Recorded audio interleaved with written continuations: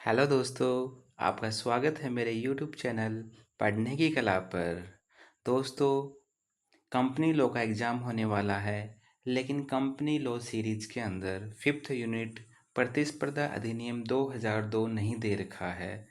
इसलिए मैं आप सभी लोगों के लिए फिफ्थ यूनिट लेकर आया हूँ, जिसमें प्रतिस्पर्धा अधिनियम 2002 का एक बेसिक इंट्रोडक्शन है और इसके मुख्य तत्व वगैरह हैं। तो आप इन सब को पढ़ लोगे तो आप फिफ्थ नंबर क्वेश्चन अटेम्प्ट कर पाओगे और इसको लिख दोगे तो अच्छे नंबर मिल जाएंगे। क्योंकि सीरीज में तो है नहीं, तो कहीं ना कहीं से तो पढ़ना ही है, तो क्यों ना यहीं से पढ़ा जाए। चलो आइए शुरू करते हैं। प्रतिस्पर्धा अधिनियम 2002 परिचय, उद्गम एवं विकास के कारण और उद्देश्य। अब इसका सिर्फ परिचय देखते हैं। अभी अब देखिए, प्रतिस्पर्धा क्या होती है। प्रतिस्पर्धा मतलब होती है टक्कर, मुकाबला। ठीक है, जहाँ पे कंपटीशन होता है उसको बोलते हैं प्रतिस्पर्धा। तो देखिए, मनुष्य एक सामाजिक प्राणी है। वह प्रतिस्पर्धा स्वाभाविक लक्षण है। मतलब उसका जो प्रतिस्पर्धा, जो कंपटीशन करने की जो भावना होती है वो स्वाभाविक है। वर्तमान में हर व्यक्ति आगे बढ़ना चाहता है, चाहे वह कोई भी कार्य क्यों न हो। वह आगे बढ़ने के लिए अपनी बुद्धि, कौशल और क्षमता का प्रयोग करता है। वह अन्य व्यक्तियों को छोड़कर आगे बढ़ना एकमात्र लक्ष्य निर्धारित करता है। ठीक है, यही द्वंद्व प्रतिस्पर्धा है। इसे प्रतियोगिता भी कहते हैं। आई बात समझ में? ठीक है जी। जब प्रतिस्पर्धा बाजार में स्थान ले लेती है तो आर्थिक व्यवस्था को नुकसान पहुंचाती है। बाजार की स्वस्थ व्यापारिक परंपराओं को धूमिल कर देती है। इसमें अनुचित व्यापार प्रथा को बल मिलता है।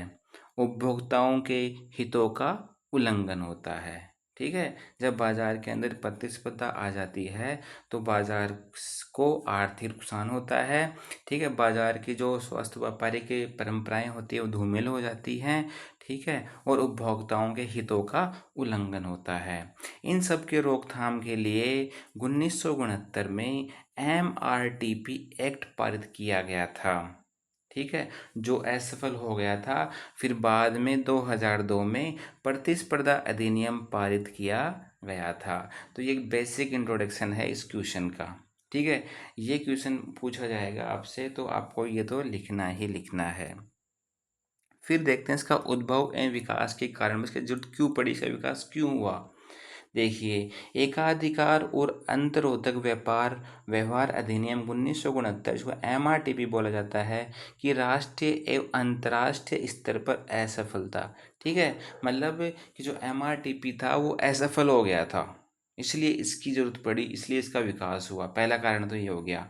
फिर भारतीय प्रतिस्पर्धा आयोग का गठन कर दिया गया।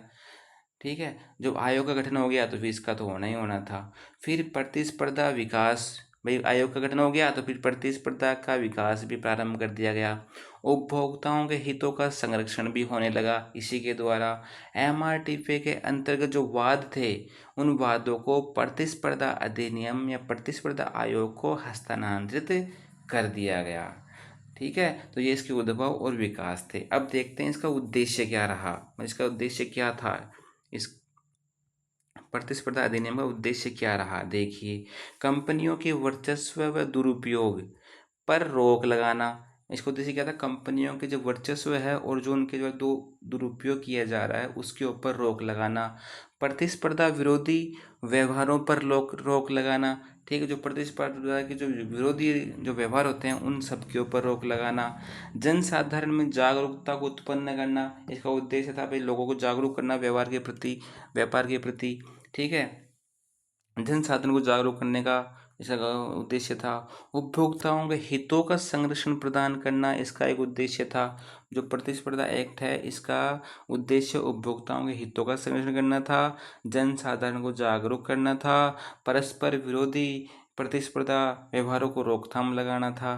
ठीक है, आर्थिक विकास को गति प्रदान करना था। ठीक है, ये थे इसके नॉर्मल से उद्देश्य। ठीक है, अब देखिए एक क्वेश्चन बनता है, प्रतिस्पर्धा विरोधी करार क्या है। उद्यमों की अधिभावी स्थिति के दुरुपयोग को रोकने के लिए अधिनियम में क्या प्रावधान किए गए हैं। तो इसके दो मुख्य बिंदु दे रखे हैं, प्रतिस्पर्धा विरोधी करार और अधिभावी स्थिति का दुरुपयोग। तो चलो आइए इन्हीं को भी देख लेते हैं।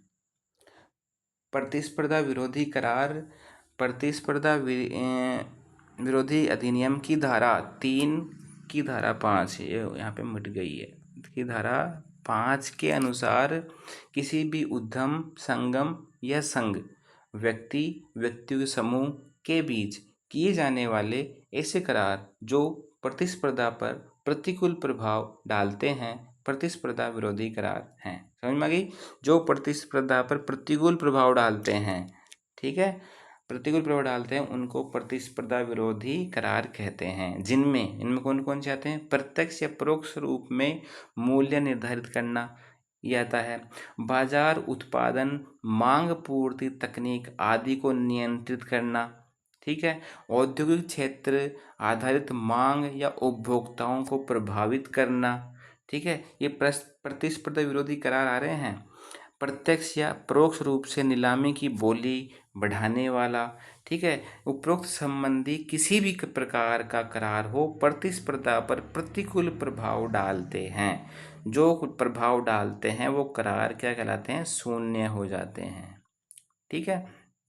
दूसरे शब्दों में देखिए, दूसरे शब्दों में यह कहा जा सकता है कि करार जो किसी भी रूप में स्वस्थ प्रतिस्पर्धा पर प्रतिकूल प्रभाव डालते हैं, प्रतिस्पर्धा विरोधी करार हैं।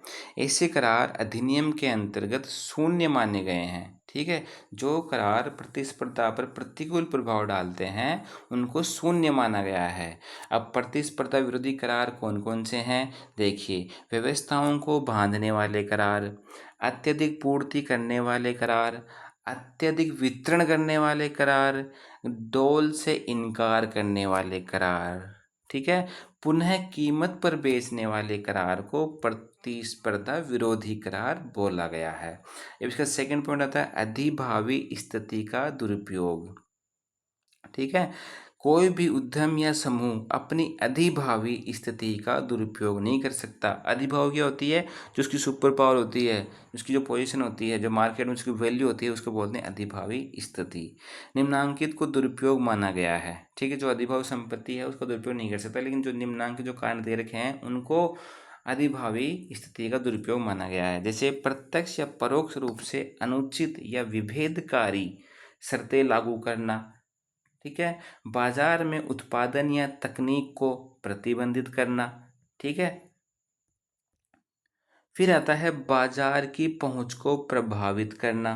क्या आता है? बाजार की पहुंच को प्रभावित करना। अन्य बाजार में प्रवेश संरक्षण देने में अपनी स्थिति का उपयोग करना, ठीक है। ऐसी संविधाओं को निर्णायक बनाना जो बाजार प्रथाओं के अनुरूप नहीं है, ठीक है। तो गाइज ये अपना क्वेश्चन 5 नंबर यूनिट का हो चुका है। इसमें आपको डेफिनेट एक क्वेश्चन पूछा जाएगा, तो मैंने पूरी कोशिश करी है कि आपको अच्छे से समझाने का प्रयास करा है। आई होप आपको समझ में भी आया होगा। तो आप इसको 2-3 बार इस वीडियो को देख लीजिएगा, ये अच्छे से आपको याद हो जाएगा। तो गाइज़ अगर वीडियो आपको अच्छी लगी हो तो प्लीज़ वीडियो को लाइक कर दीजिएगा और मेरे चैनल को सब्सक्राइब कर लीजिएगा। Thank you so much.